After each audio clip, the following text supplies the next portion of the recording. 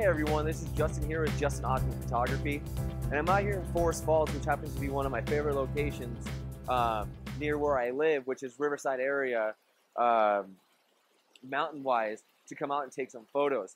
And we just got hit with a bunch of snow out here, which is, I think they got about 9 or 10 inches. So I mean, it's nothing compared to the east, but I mean, this is our first major hit of snow. Everything else has been pretty much dry. So I decided to come out here today. It's an overcast day. It actually just got done snowing. And I was walking along and I saw this stream that I like. I've been up here a few times. But right now there's a lot of water flowing because of all the rain and snow that's been coming through here in the last few days. So basically, what I'm doing is I'm going to show you a little quick tip on how to do a long shutter speed. Because you see those photos that have the long, silky, smooth water. I'm going to show you how to do that. And basically what they do is they drop down the shutter speed to 1 second, 4 seconds, 1/10 of a second, that type of thing, to where that way you get the motion in the water, but if you get enough motion, it looks silky smooth. So what basically we're going to do is I'm going to bump up my f-stop to the highest setting, which is going to be f22. Drop my ISO down to about f100, and then bring my shutter speed down to just about, let's say, 2.5 seconds. So what that's going to do is it's going to slow down the shutter to where it's going to go so it's going to slow down, so it's going to be open a little bit longer, and you're going to get the water running. So let's take a shot right now.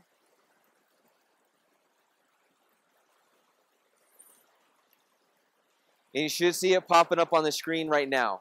So basically what that's doing, like I said, is it's just smoothing out the water.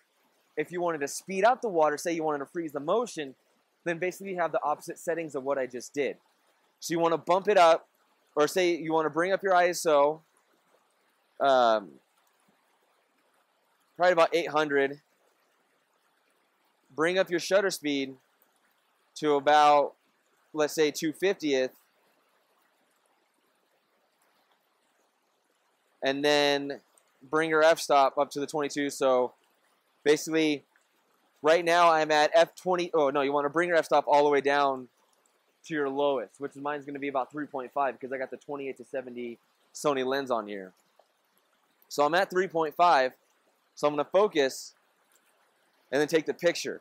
And so now you can see on the screen that what it's doing is it's freezing the motion. I mean, it's not. It's doing the opposite. It's freezing the picture. So that way you can see the water frozen. So basically, it's just the opposite effect. So it's basically going off of what you want the picture to look like. Do you want to freeze the water, or do you want to make it silky smooth? You can always adjust the shutter speed up and down to the type of silkiness that you want. Because you can have it where it's really silky, have it open for a long time, and then you can have it just a little bit silky to where you just start to see the water start to move. And then you have to adjust the aperture and the ISO to compensate for what you're doing with the shutter speed. So I'm going to go up the stream a little bit. I think there's a little tiny waterfall. When I say tiny, I mean like 6-7 feet type waterfall.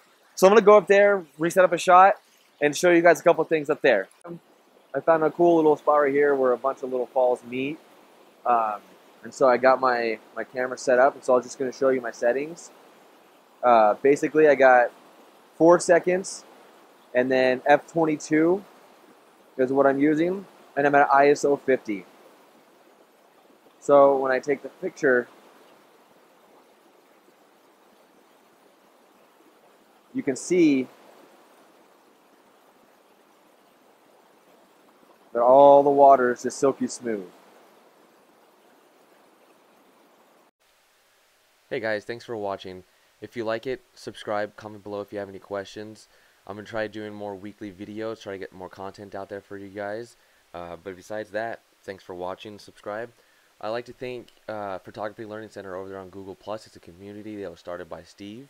It's basically for beginners, intermediates, that type of thing. So it teaches you guys different techniques. And so you got moderators like Andy, you got Catherine, there's Eric, there's a few people in here, Allison. So what you can do is you can go on here and you can see the general, like all the posts, and then you have different categories over here. So if you want to learn something on composition, you just click on the composition. Andy, Steve, me, Steve Graham, a few other people have contributed to that. If you want to know about aperture, you select the aperture link, and you have these ones. Exposure, you have certain things on exposure. So you have different categories you can select from and learn from. And then if you have a question for Catherine, all you do is go on here, you can type a question, say how'd you do this certain things, I didn't see it in your description, and she'll be more than happy to answer it for you. So if you guys want to go over there and check out that community, they're a sponsor of these videos, so go over there and check it out and get involved. Thanks again. See ya.